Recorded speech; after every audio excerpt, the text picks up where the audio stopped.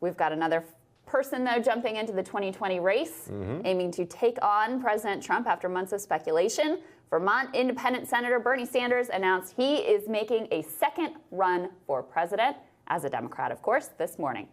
Hi, I'm Bernie Sanders. I'm running for president, and I'm asking you today to be part of an unprecedented grassroots campaign of 1 million active volunteers in every state in our country.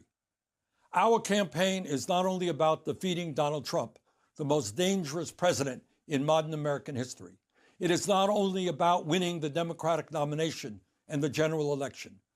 Our campaign is about transforming our country. While that was Sanders' official campaign announcement, he did first make his plans known to his home state on Vermont Public Radio.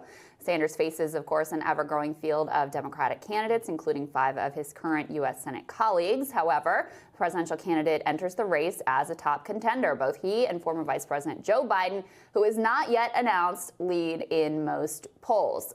So I can make the case both for and against Bernie Sanders here. First of all, he also released sort of a glossy campaign video that touts his leadership on Medicare for All, on climate change, on criminal justice reform, on wages. And he's got a point there. He really has been a thought leader in the Democratic Party.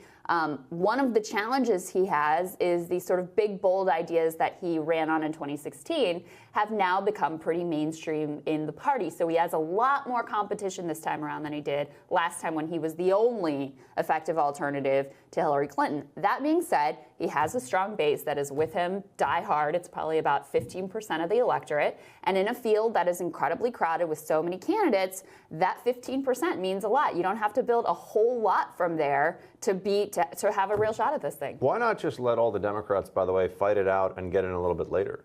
What do you mean? Why get in now? Going early, yeah. It seems like he's going a little. I mean, Biden's not in early? yet. I don't know that this is early. I mean, we've already got a whole bunch of folks in. Debates start this spring. I don't think that this is really early. Well, you would know. So, and as to his age, think there's a problem there? He'll be 80. I do. That's old for a president. It's a lot. I mean, I was thinking about this morning, and I got to do a little more thinking on it. But that Trump, Biden, and Sanders are basically the top 3 politicians in America, and they're all white men pushing 80 years old. That says something, but I haven't quite figured out what yet.